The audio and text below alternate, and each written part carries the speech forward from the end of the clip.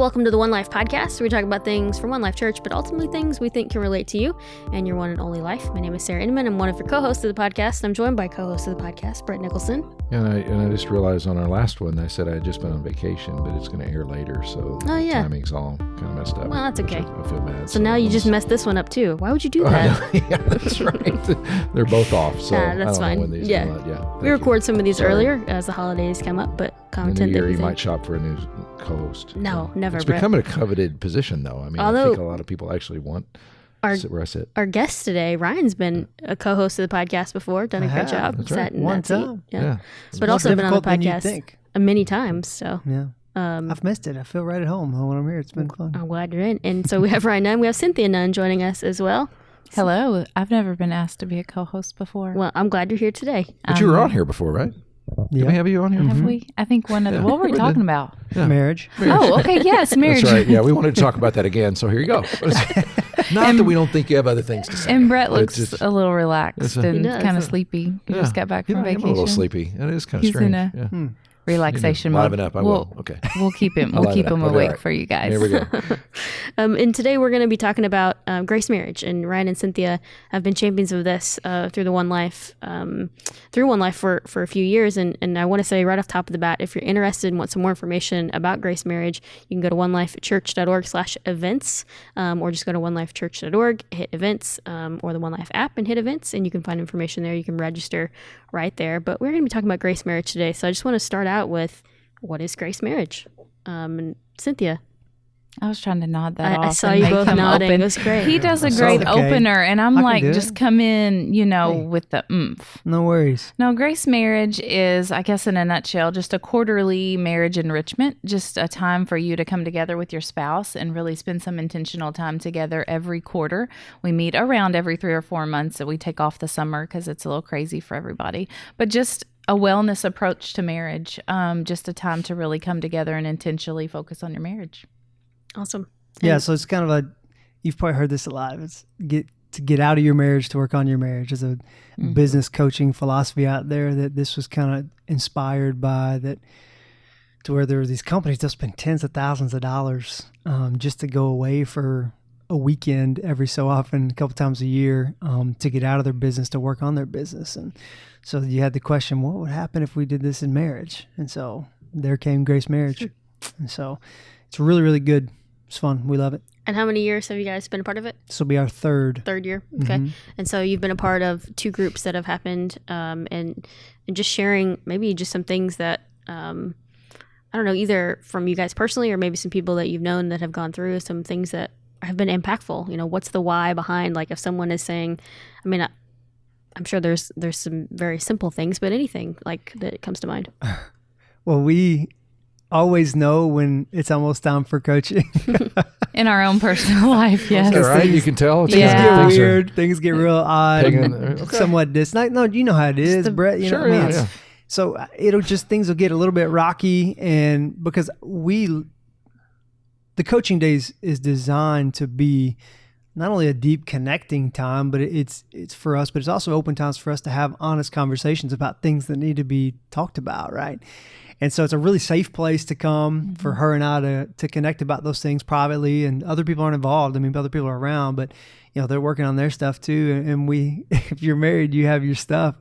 And so it's just a really good time. I mean, there'll be Cynthia's like, you've just been acting like a jerk lately, or you've been distant, or why aren't you talking to me, or stuff like that. And that stuff's kind of hard to hear at some point, but it always ends in a positive. So for us, I know that's our story. And I know like the Melvins, they're our co-leaders. They co-lead our group with us, and they would say the same thing. Yeah, because it's our 3rd year, it's almost like a rhythm, which is what we want people. The first few times you come, you're just trying to figure out, what am I doing here? And is anybody going to ask me any weird questions? And do I have to talk out loud about any of my personal stuff? And so, but now it's a rhythm for our life. And if it's close to a coaching day, there are times while I like table and back burner things. I'm like, I need to talk to Ryan about this, but I know a coaching day is coming up. I'm going to put this back there so that I know that I have his undivided attention on that coaching day, to know there's not kids running around. There's no work. It's he and I looking at each other talking. So he knows I load up that back burner for those coaching days. It's nice to know that's kind of in the, there's a bullet in the chamber there. That's kind of interesting. Well, so you keep calling it coaching day. So if I go in and I've got my spouse with me and we sit down, and I guess I'm sitting down at a round table or something, and I know I'm going back to basics here, but I am in a room. And you just mentioned that I don't have to talk about my personal issues with my spouse in front of the people at the round table. I don't have to do that. So no, you don't. Am I at a round table with other people though? Yeah. Okay. Do I interact with them at all? Okay, so we'll break up and do discussions between men and women. Those are the best when the women all get together and the men all get together. The men get together, the women get together. And I say that they are very fruitful and eye-opening when you see other women that are dealing with the same things, or they'll say something that you can relate to, and the same thing with the men. So there are opportunities where we break away in smaller groups. And then if we have discussion at the tables, it's typically a more light-hearted type of thing. We're not asking you to air your dirty laundry with the people at the table. But they'll say, okay, right now you're just going to share with your spouse, and then they'll throw out a question, or they'll say, hey, if you got back burner stuff, throw it out. Now's the time. That could be dangerous. Yeah, so we kick off there's a rhythm to the coaching day itself. So you kick off every single coaching day with like an introspective time to where you kind of reflect over the last 90 days since your last coaching session. What are the wins? What are some things that could have gone better? And there's a place for you to take time to write that out. So me as a husband, I may write out, and then there's a workbook. There's a workbook you have, and really good thought-provoking questions based on challenging me to reflect on the journey. What are the wins? And what's funny is that we almost always, I'll name things that she doesn't name as wins, and she'll name things. I forgot about that. That's right. So we're always, it's amazing how rare it is to just sit down and share wins, even with your deep friend, like close friends. Everything's so crazy around you that you, oftentimes don't even stop to talk about the great stuff that's happened in even the last week, much less 90 days. Ryan pointed at me when he said that. And said what? That's right. Friends. Relationships is what it's all about. They matter, man. It's important. And so there's that rhythm. So you kind of take a little bit of time to focus on the past 90 days. And then you'll have another time to where you schedule out the next 90 days at the end. It's called the 621 challenge. And put your date nights on there. Put your date nights on there. What are date night ideas? And a lot of times group discussion is around that because especially in our area, it can be hard to find date night ideas. But if somebody always has some unique idea, some couple that's like real lighthearted. Yeah, here's what we're going to do. Or we had this idea.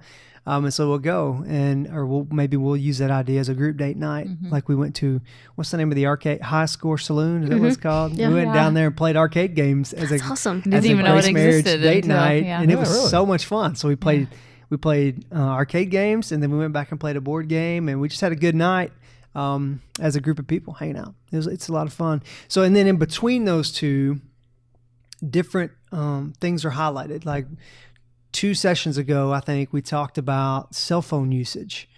Then before this started, we were talking about how the average person spends 3.5 hours a day on a cell phone, and the average couple spends 35 minutes a week talking, right? And when if there's kids involved in that, that's what that 35 minutes becomes. Do we get 35 minutes? How do we figure that out? But so the whole thing was around cell phone usage. What are the boundaries that need to be set? Appropriate boundaries. How do you, if you're the one that's on the phone the most, or quote unquote, we're not setting it up to where I'm Cynthia's policeman to say, well, you're on the phone, but we're just setting them, hey, what are some agreed upon boundaries that we can set in our lives? I think after that one, what we did was from 5:30 to in the evening, it was like 3 hour session, 2.5, 3 hours time to where we put our phones in the bedroom on the nightstand and we didn't touch them.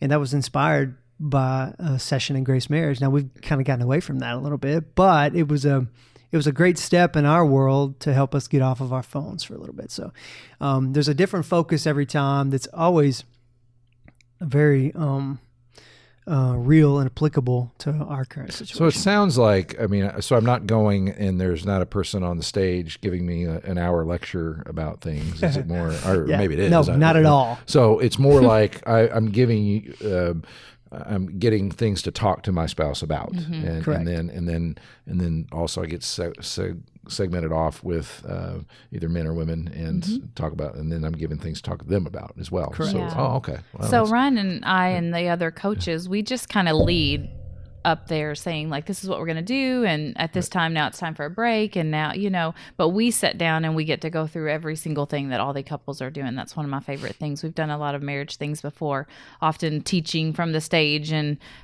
pouring out, but not really getting to turn that inward and work. So we say this, we got 15 minutes to do this, and we sit down and we do exactly what the couples are doing. Grace Marriage has been very intentional about creating content that's not where like one of us gets up and preaches. Like it's we do a lot of reading together as a group and processing things, but it's meant to avoid that very thing, because nobody wants to go listen to a 6-hour monologue, on how we're doing wrong. Some people don't want to hear a half-hour monologue. Right. Probably more than we're willing to admit. But there's nothing wrong with half-hour monologues. No.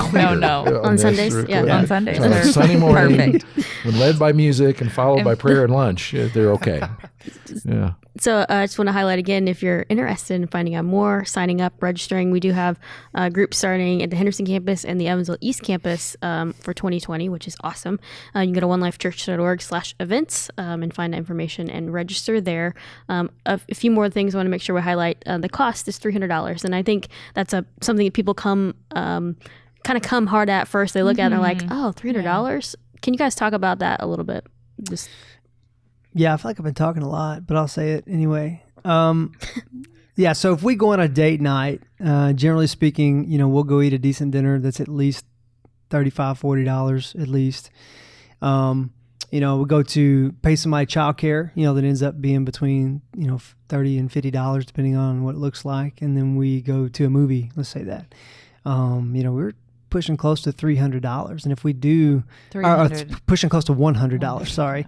And so wait a minute, let's just say $75, that's that night. If we go on 4 date nights in a calendar year, that's $300. And so for the cost of Grace Marriage, that's essentially what it comes down to. It's the cost of 4 date nights a year, but it's 6 hours on a Saturday with meals and childcare provided and it's a structured time for you to have intentional conversations and to make life more tolerable as a married human being. I mean, everybody knows it's hard and marriage has a very bad rap, but part of the mission of Grace Marriage is to make marriage beautiful.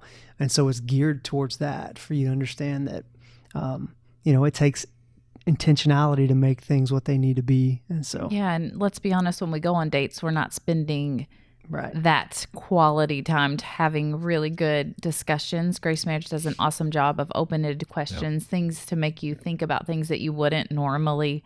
I can't remember exactly what the question was, but I thought, oh man, I never would have even thought to ask you this, so they do a great job that you're not doing that when you go to the movies, and when you go to dinner, gosh, you're talking about kids oftentimes, or, not things that really are as deep and help on the connection piece. Ryan and I work with a lot of couples that I think we would say some of the main issue is just a deep-rooted unconnectedness. And so Grace Marriage strives really to bring that piece back, that connection piece, because life is so crazy. And Grace Marriage allows you to really be able to connect deeply. If you think about it too, that I think everybody struggles to even have those discussions in the privacy of their own living room anyway. And this is a way of scheduling it and being intentional about it and having a deep discussion, because what I've noticed in premarital kind of things, what I always say is that it does help you to have a third party here, because you'll tend to talk more logically and you'll work through things more. Instead of behind closed doors at your house or something like that, the emotion goes high and you start saying things that you probably wouldn't say otherwise. And being in a room that's kind of set up to that, it's conducive to it in ways that you might be surprised. And so if you've never done anything like this before, I'd highly, highly recommend it. Because I have a little motto that I always give couples, and I'm going to give it here because I believe in it with everything. After observing couples in my own marriage for over 30 years, those who are happily married have learned how to be. That's just my observation. The ones that are happiest, they've learned. It's a learned skill, and coaching is a great name for it, because that's how you learn. And if you think you're above that, you aren't. I promise you. And I think that'd be another question people might ask. As they're just seeing Grace Marriage, we briefly talked about, maybe they haven't talked to anyone who's been through a year of it or having experiences with it. I think the question that I hear people say, do I have to be in crisis to be a part of Grace Marriage? The answer to that is no. In fact, it's not designed for people in crisis. I think because it's such a deep spiritual connection that you're trying to get after, if there's things that maybe, whether you need pastoral type counseling or even professional certified type counseling, help in your marriage to get to a place to where you can really do a grace marriage. That makes sense. It's a wellness approach. Yeah, it's definitely. You come to grace marriage ideally before you're on fire, versus coming there when you're on fire and things are blowing up. It'd be very difficult to discuss some of the intimate things that are being discussed without becoming hostile. And we've had couples before that we've said we don't know that grace marriage is the right place, but here's some other resources and help for you. And then once we can get you guys having a conversation, then maybe, come back into grace marriage. So it really isn't designed for crisis. Now, we've seen couples in crisis go through it and come through it and work out beautifully. But it is a wellness approach to marriage, putting in that effort and getting that routine of the rhythm, I guess, just getting that into your life. Yeah, I think that's something that I'm trying to think of any other frequently asked questions that come up with you guys when people have come to you and want to ask about grace marriage or ask about just getting connected to it. Anything that comes up that you want to make sure we highlight here? Not that I'm aware of. I feel like we've done a pretty good job of covering all the frequently asked questions. But we meet at the church just at One Life, and shout out to East because we've had couples for now 2 years traveling over to Henderson, to be a part of Grace Marriage. So I'm super excited for them to get to launch that here. And then the meals are all there. We try to make it like a mini marriage retreat every quarter for you. So there's snacks and coffee and drinks and meals. And of course we have your child care completely covered too. So, but we do meet at the church. Some people like to ask where we meet, and it is at the church. Yeah, hospitality is a big part of it. We have a couple hostesses that really, they're single women. Shout out Tracy and Pat because they're awesome. Amazing, and they take care of us and wait on us hand and foot because though they're not married, they see the importance of it and they desire to pour into married couples. Although they're not married, they believe in it that much, and they serve us and take care of us, and they're amazing. That's awesome. Ryan, give me your best elevator pitch for someone to sign up for Grace Marriage. Let's go. Best elevator pitch why you should sign up for Grace Marriage. I would say that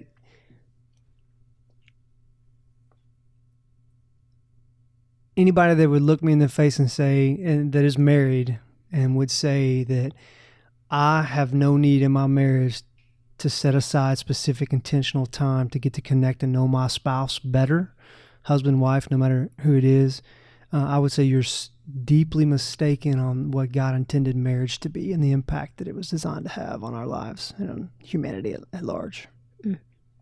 Anything you'd add, Cynthia? I would say, do you have children? And if the answer is yes, then to me, the most important gift above all else, outside of teaching your children about just Christ and his love, is to give them the gift of a healthy marriage.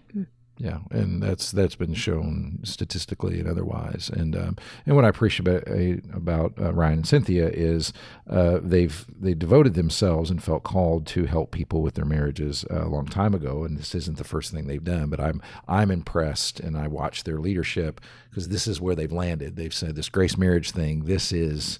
Of all the different options out there we've seen and had an opportunity to do and throw our lives out towards, this is the one we picked. And the more I listen you talk about it, because it is based on a coaching model and questioning and trying to get people to talk and not just going where you're going to hear several lectures in a row or watch videos or whatever else. You're actually interacting with your spouse, but also with people that are going through some of the same things. It's hard to beat that model. It is a little hard to picture anything being better than that. So very, very, I'm impressed with it because they are. It's awesome. Cool. And I think the hope, with this conversation today is to kind of disarm some of the things that maybe are keeping you from thinking about finding out more even and registering. And so again, you can go to onelifechurch.org/events, hit Grace Marriage there, or open up the One Life app, hit events, and find Grace Marriage there as well. You can fill out the information. You can email either Cynthia or Sarah Bauer here at our East Campus to ask some questions if you have some more questions before jumping in. But man, this is just a great opportunity for 2020 for anyone to find out more and to get registered for Grace Marriage for 2020. So again, onelifechurch.org/events and hit Grace Marriage. Cynthia, Ryan, thank you guys for joining us. Thanks for coming, hanging out. Ryan, you got a cool beard going on. I like it. It's so prickly. Yeah. What's your thoughts on it, Cynthia? It's rough to kiss. Yeah. Well, she's saving the real thoughts up for the that might be on the back burner for January 25th. Back burner. Here it comes. That's right. That's amazing. Yeah. It may not be here then. You never know. I know. I call him my little porcupine. Oh, that's so fun. And that is not in a good romantic way either. I didn't picture that. Porcupine and not really cuddly. Doesn't go together. Not really cuddly, no. And but thank you for having us. We appreciate it. That is the perfect way to end this podcast right there. So thank you guys again, and thank you guys, and we'll see you next week.